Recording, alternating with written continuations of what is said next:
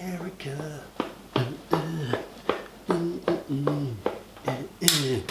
America. Sorry. Welcome to CarPervert. I'm Johnny Smith. How many times have you seen a car on a classified site like eBay, Car and Classic, Hemmings, Craigslist, some forum, and you've fallen for it? You think, this is what I want that car, and then you suddenly back out because you're a bit scared because it's in a different country. It happens to a lot of people. It is one of the most common questions I get asked, especially cars from the States. I've seen a car in America, I really want it, how do I get it to the UK? That's why I've done this guide. This is hopefully a pretty comprehensive guide to showing you what goes into it, myth busting all of the complexities, how you get a vehicle from the US to the UK. And to do that, I've partnered with a company that I've personally used for all the cars I've brought in. I've brought in something like 3 or 4 cars, which is CFR Rinkins. Right, let's get on with the guide. So, step number 1, what are you buying? This is quite important. What car are you buying? Because they fall into 2 categories typically. Cars over 30 years old, classed as collectible or classics. Cars under 30 years old. Okay, so a car over 30 years old, you pay a flat rate of 5% VAT and you pay 0% import tax. That's pretty good, right? That's for a car that's deemed to be collectible. A car that's newer than 30 years old, you are going to be paying 20% VAT on the value of the car, and then you're going to be paying 10% import duty on the value of the car plus the car's shipping costs. I tend to bring across older cars older than 30 years old. This is all listed, by the way, on the CFR website, which I will leave the links to below. You can get a quote almost any time of the day, which is quite handy if you're on eBay at 1 in the morning and you see something juicy and you just want to get a ballpark figure of how much it would cost to get that car into your living room. Not actually into your living room, though. Okay, step number 2, where is the car based? The reason why where the car is based is because America's quite big. Yeah, amazingly. If you're wondering why it's all dark outside, it's because it's late here, but he's in LA. You're in LA, aren't you? Well, I'm actually sitting in between San Diego and Los Angeles at the moment, but pretty much. Well, thank you for having the chat. You know, anywhere on the outside of the U.S. where you get close to the ports, whether that's Los Angeles, San Francisco, Houston, Miami, Charleston, New York, whatever. If you buy a car in December in Buffalo, it's going to take our trucker 3 hours just to get it out of the snow. Cars on the West Coast, hot states, Arizona, Nevada, Southern California tend to be sun-baked. Cars on the East Coast tend to suffer more rust, but then again, if you're buying a newer car, maybe it doesn't matter. Or if you're just buying a car that's super rare, and beggars can't be choosers. But you have to bear that in mind. My Dodge, here's the plate, the original plate. I bought this in San Diego. 2008, you can see that's what it was tagged up to. That car was picked up by the shipping agent, by the trucker, from the doorstep of the vendor. The vendor actually locked the keys in the car minutes before the trucker turned up, but they managed to get them out the boot. The car gets loaded and it gets taken to the port that has been arranged by CFR, for example. I've got a number of friends who have imported cars for business and for pleasure, people like Tim at Roadhouse Motor Co. I hear you've just imported yet another car from America. No, I don't know what you mean. You probably can see it behind me.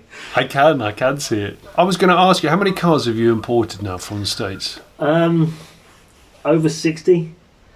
Okay, wow. Including the ones that I've imported for people, that I've either found for people or they've bought and then I've helped them import. So, yeah, over 60. So when you're looking for a car, do you actually look West Coast or East Coast intentionally, or do you just look stateside for the right car? I mean, there's states you avoid are more wet, humid states. Yeah, or, Rust Belt. Yeah, Rust Belt. Or Florida, which is piece of land with water both sides, seawater, so it's a bit salty. You get some funny rust in Florida. They say that cars rust upside down in Florida from the roof downwards rather than from the bottom upwards. So who encouraged me to bring across my Dodge Charger back in 2008.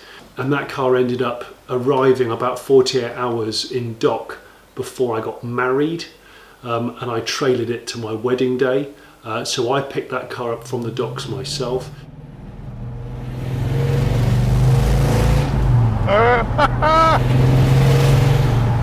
Oh my lord.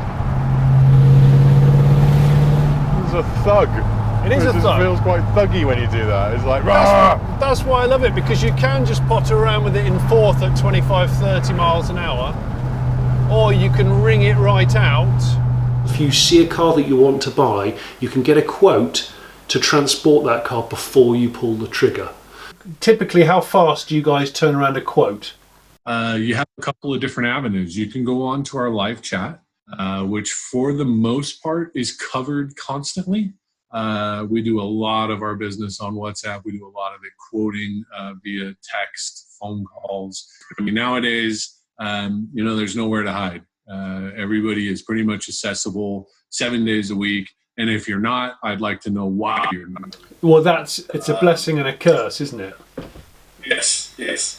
First time people coming in, the chat is a great way to get a fast quote.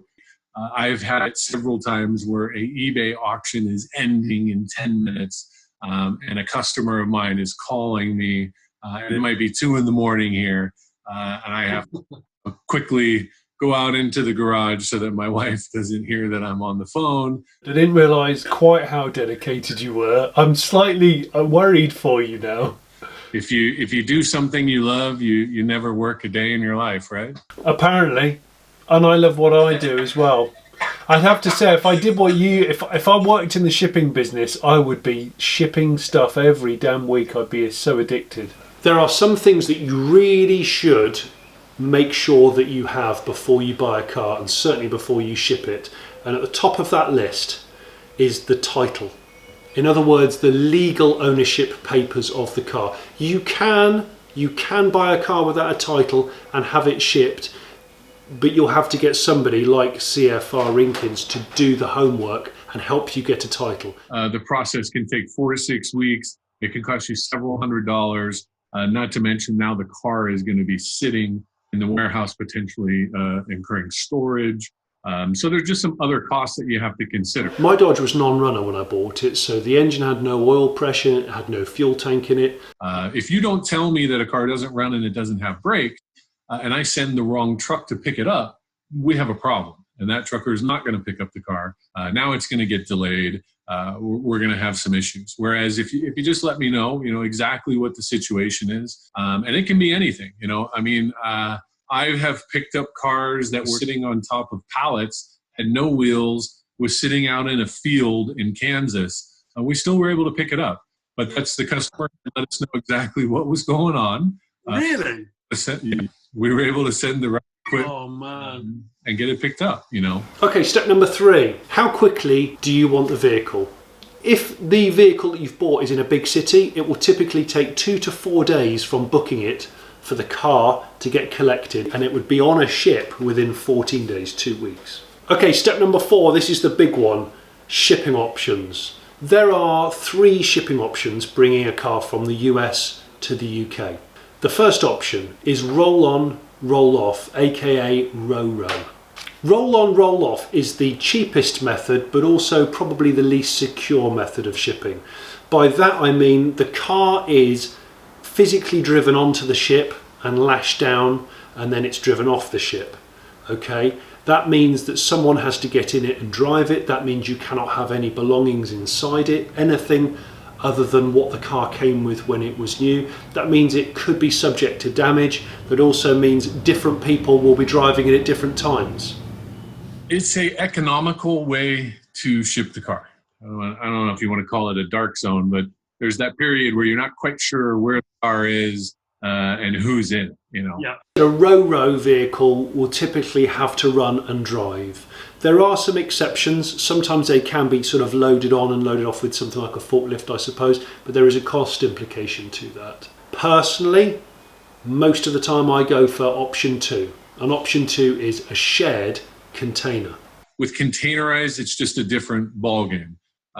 Trucker, if it's being trucked, trucker does a condition report, trucker does photos. Vehicle gets to the warehouse where we do a condition report as well, and we do photos again. Then it gets loaded into the container where we videotape the loading, we photograph the loading, and once it's all done, we close the doors, we put a seal on it.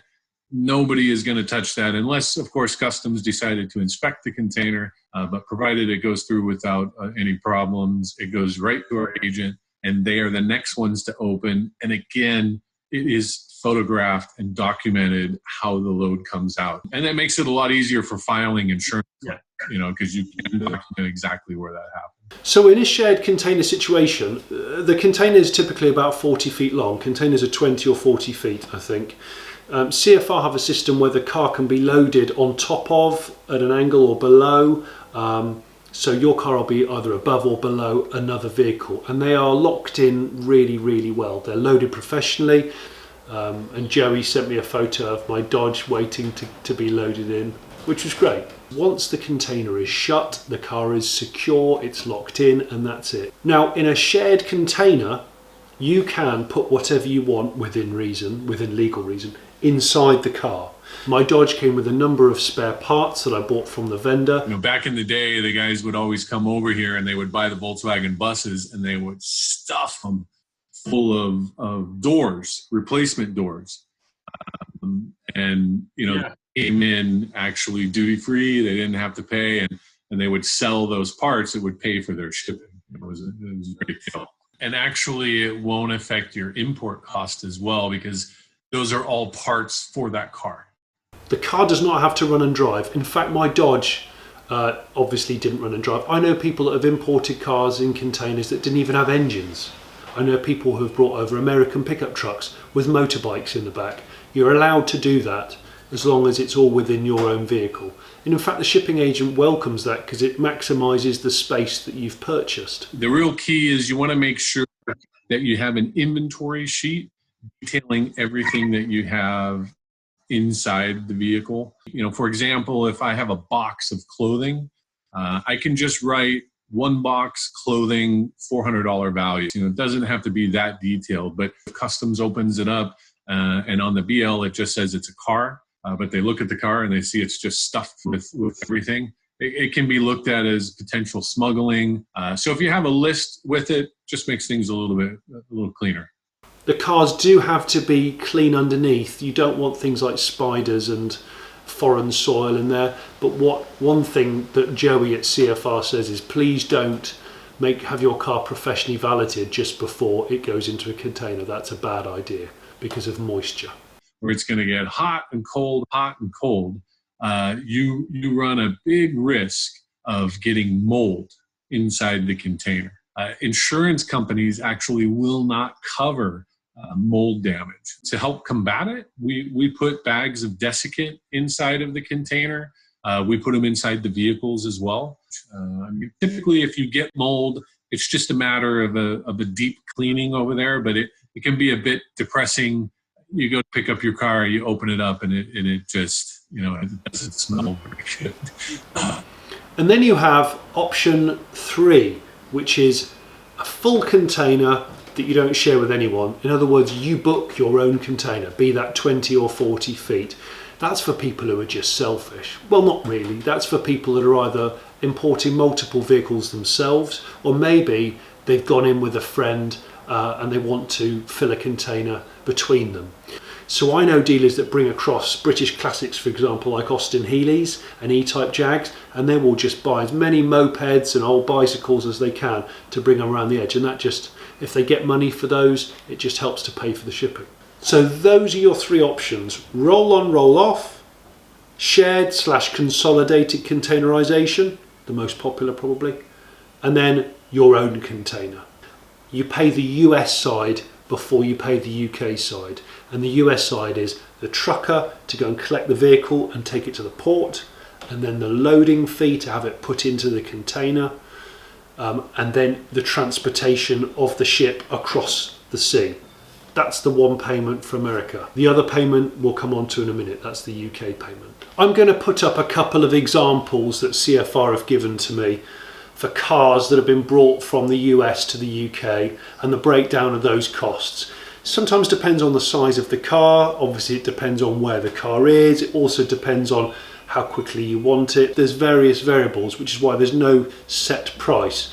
Okay, step 5. So your car has been taken to the port, okay? Prior to the container being loaded or the car being loaded, the customer does have to pay any collection costs as well as the shipping costs to the shipping agent. The car does sometimes have to wait to be loaded into a ship or a shipping container.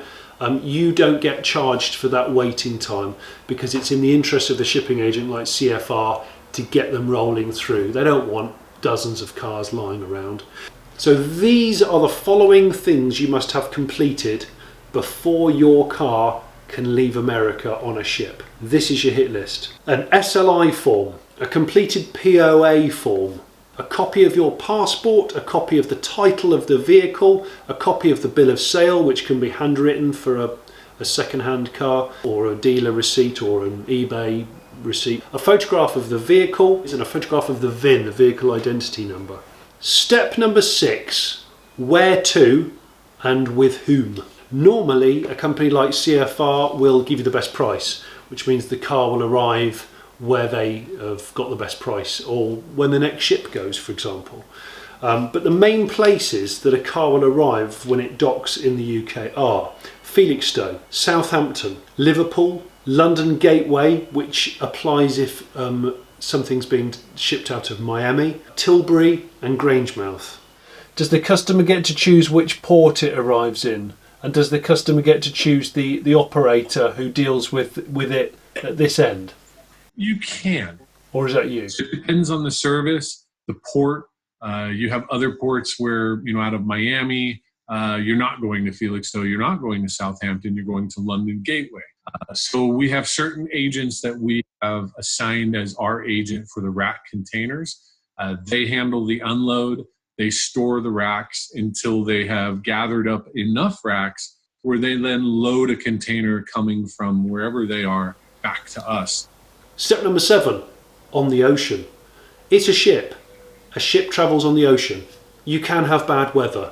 There can be delays, but usually these things are timed pretty well, I have to say. And of course, because of today's technology, you can check on your phone or on your computer where your ship is exactly on the ocean, and you can pretty much tell when it's going to arrive, and you can tell the name of the captain and the name of the ship and what the captain had for breakfast that morning. All right, the last bit's the lie, but you get the picture. You get lots of detail, and I quite enjoy that process of waiting for the car to arrive.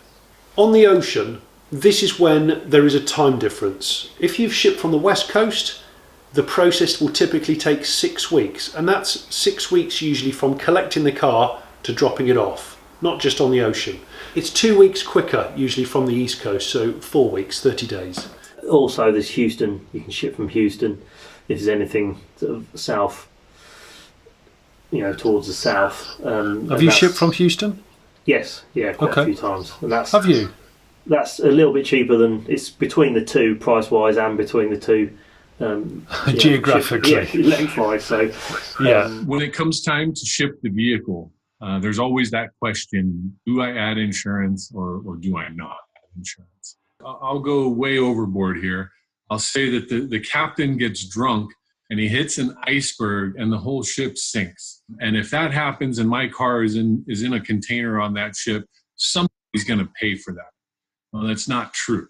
Actually, the BL is pretty ironclad in regards to that. They only cover $500 maximum per BL. And that's only if you can prove growth. The insurance is definitely advisable, but it is not required.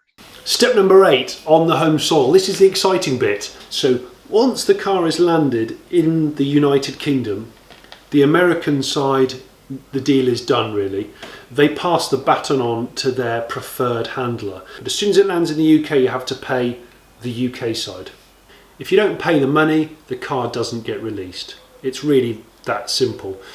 If your car has to wait in storage during this time because you haven't arranged to pick it up or have it delivered, you will incur storage costs, but basically this is the amount of money that you'll pay. You have to wait for it to clear customs at the destination, and then you'll pay a £450 handling charge and port fees. that £450 charge is the same whatever car it is. It's just the fixed fee, and that covers a number of things which I'll say now in like a sort of carpet warehouse way. The £450 includes port THC, drayage of the container to warehouse, unloading of the container, returning the empty container back to the port, and of course customs clearance. The cost is based upon consolidated shipping. The £450 of your part of the total bill for the container, since you're sharing the space with customers, are splitting the cost, keeping the net cost to the individual shipper lower. If you ship a full container, these charges will be all for you, and would be higher if shipping multiple vehicles. The cost of per car could be less since there's just one consignee. There's a service just like in America where a truck can come and collect from the door of the seller of the car. You can actually have your car delivered to your door if you can't be bothered to pick it up. Okay, step number 9. Now you need to register it. I'm not going to go into a huge amount of detail on this video with the registering, but needless to say, a used car requires you to ask the DVLA for one of these. It's called the V55/5. The application for the first vehicle tax and registration of a used motor vehicle. A shipping company like CFR and the handling agent at the UK end should give you everything you need for a Nova. A Nova is a vital form that you will need to fill out in order to get your car UK registered. It means a notification of vehicle arrivals. In other words, this car has been brought into this country on this date and all of the duties have been paid. To register a car with this form is £55. If you import a car from somewhere around Europe, you have to do the Nova yourself, so self-notifying. But if it comes from America, the agent, that's all part of the sort of customs clearance process. Notification of vehicle arrivals, not a rubbish Vauxhall or an average Chevrolet. I suppose we should round it up, should we? Step number 10, enjoy your car. My Dodge came from Felixstowe and the Volvos came from Felixstowe. In that instance, we actually drove to collect those cars ourselves. Me and my friend Simon Browse. This video actually shows me and him going halves on a Volvo 262 Bertone 1979 car. We actually bought 2. There it is, sunburnt as described. The vinyl roof is very, very sunburnt. So it's kind of exciting. We just got it on. We're about to shackle it down by its tyres. And first impressions. I like it. Yeah? I like it. It's solid. It is solid. It's tatty, but solid. However, being a dry state car, an Arizona car, yes, it's had a substandard repaint. I think that's the most polite way to put it. Absolutely. And that's pretty common for a lot of American cars in hot states. They do get blown over. The panels are all pretty good. The vinyl roof's been recovered at some point in its life. Let's just get it home. That car I got very cheaply. The shipping cost almost the same amount as the car, but the car was very, very rot-free and solid. And I could never have bought that car in this country. A much rarer car, you can't find them. And that's why I bought that. I import cars for various reasons. The ones I import are not restored. I import them and then restore them, predominantly for weddings, film and TV. That's the bread and butter here. So yeah, I hope you've enjoyed this guide. I would like you to comment on what cars you've imported or what vehicles you've imported. Would you like one of these guides from a different country? Maybe importing from Japan or maybe importing from Europe. People are scared by this sort of thing. Importing vehicles. It's not as scary as it first appears by any means. You hear lots of horror stories from people importing cars. Don't be intimidated by it. You can find the best treasures of cars in other countries. It's not as expensive as you think. It's definitely easier than you think, as long as you're a good communicator and make sure you get as much paperwork for the car in which you're buying.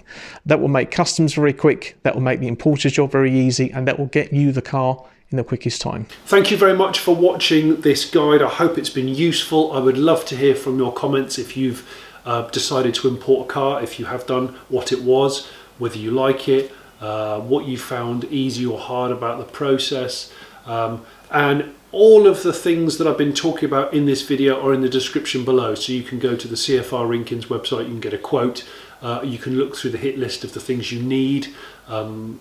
If you don't want to watch me again and you just want to read words, go to that. If you haven't already subscribed, please subscribe. If you are a Patreon, thank you so much for supporting me through Patreon. If you don't know what Patreon is, I will put a link in. And all that's left to be said is I'm Johnny Smith, and I'm a car pervert. USA, USA, USA.